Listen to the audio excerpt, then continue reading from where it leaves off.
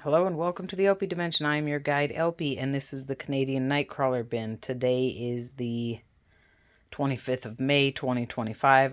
Last time I was in here was the 1st of May, so so it's been 24 days.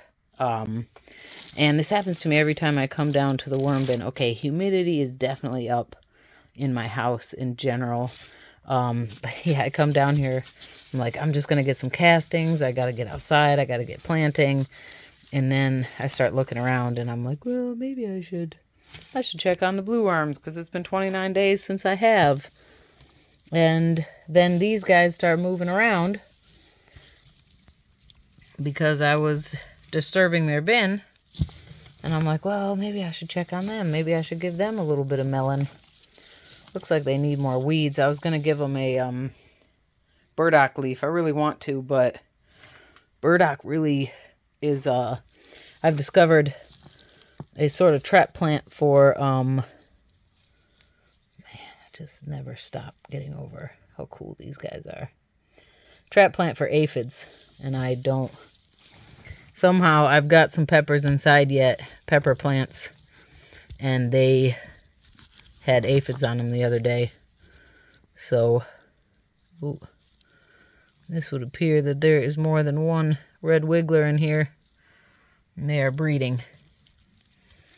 So, you know, that's a conflict. It's the last time or the time before that I discovered the red wiggler in here. And I think to myself that if this is in any way an experiment, it is in that I've never raised Canadian Nightcrawlers before. So that turns into, don't you want to see just how the Canadian Nightcrawler bins handle, the Canadian Nightcrawler worms handle the bin? Oh shit. Sorry. Actually, I don't know where the other one went, but... And as I'm saying this, I think I'm making my decision. Because the other worms will, be more inclined to heat up the bin. And I just put that worm in bin 2. And these guys don't really like hot. Maybe I probably hurt. Okay, yeah, see, this is another baby. Well, I say baby, but that is not a Canadian Nightcrawler. More likely a red wiggler. Do I want, I mean, I would rather see just how they do. Because half of me thought, oh yeah, just leave any other worms you find. Leave them in here. And they'll help break things down. But I just, as I'm talking about this, I decided that no, I want to see how the Canadian Nightcrawlers do by themselves.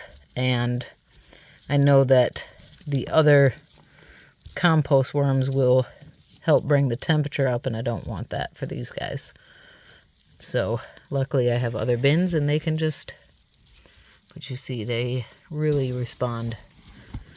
So I'm not going to go all the way through today. Whoops. Sorry, dude.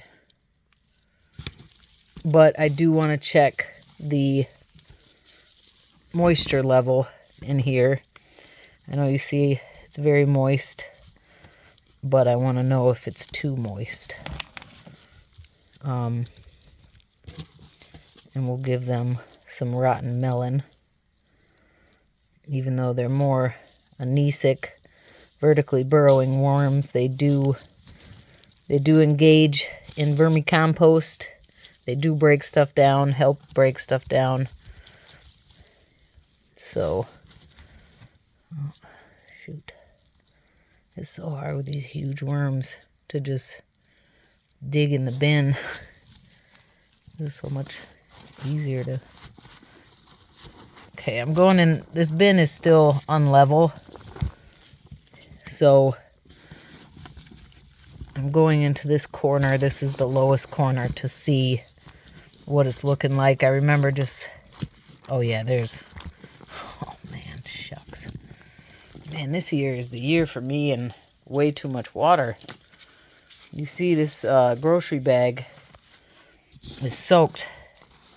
And when I put my very swampy smell, and these guys, I really can't say, well, the worms are down there, so, you know, you see how much they move. So I really don't know if, and this is a lot. I don't know if they're moving, you know, if they were already down there or they're just moving because I'm disturbing the bin, but, you know, with the other worms, the other composting worms, the blues, the red wigglers, and the European Nightcrawlers, I can dig into a space like this and say, well, they're down there, so they're not hating the presence of this swimming pool. But with these guys, sorry, I forgot I had it zoomed in. I can't say that. And obviously, as I move this material around, it soaks up the water, but, okay. Okay, the closest thing to me, since I'm in a hurry, is grocery papers, a stack of them, and I'm just really just going to put the whole paper, just like I did that grocery bag. Well, we might keep a couple of them for the food. Okay, but then all this wet paper, or wet material, we'll just push back over top. Is this a cocoon or some type of other, a seed or something? I'm thinking it's a cocoon. We found 2 before. And I have seen, in that I shared it with you guys, mating worms. Okay, so maybe I'll dig a little bit more.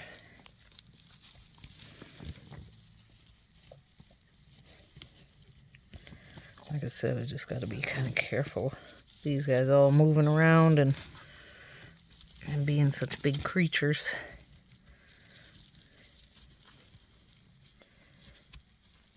I see they move around and then they kind of take a break.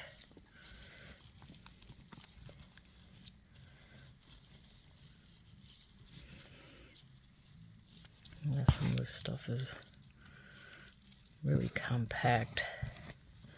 For those who don't know, I started this bin January 25th, so it's been March, April, 4 months, with 75 Canadian Nightcrawlers from the big box store.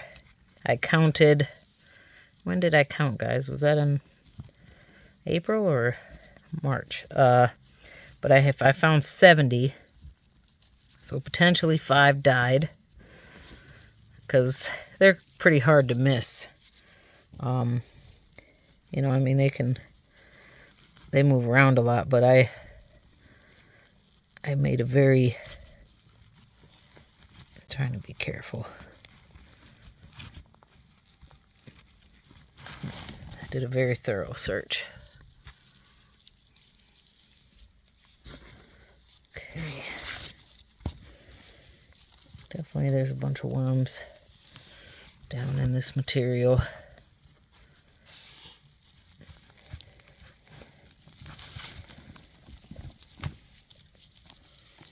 Alright, I want to bury the food more than not.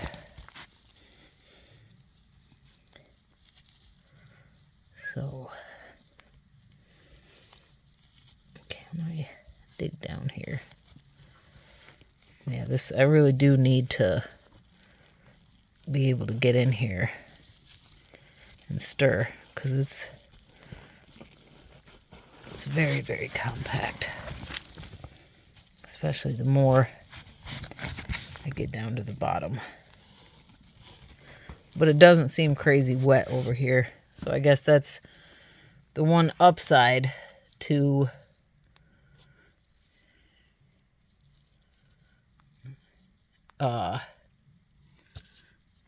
This worm is super limp. I'm so sorry.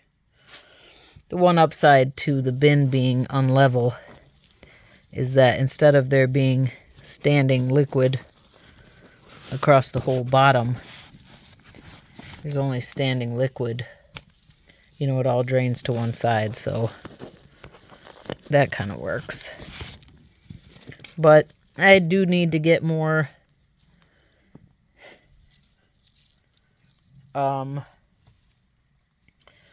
natural material in here for these guys, leaves and stuff. But for now, well, this is tricky because they go up to the surface for their food. Well, I said they're just gonna get a little bit of rotting cantaloupe.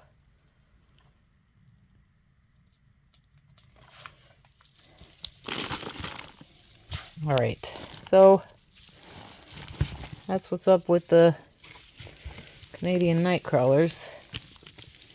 These were the weeds that we put on top last time.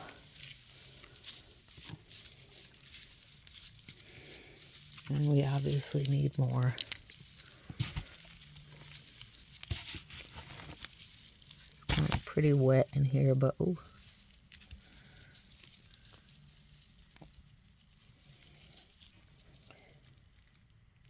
Well, we know we've got at least 1, 2, 3, 4, 5, 6, 7, 8, 9, 10, 11, 12,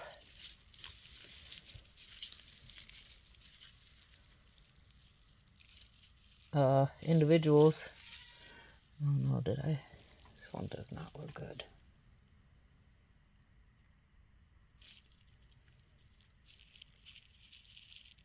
It's weird how active they are and then aren't.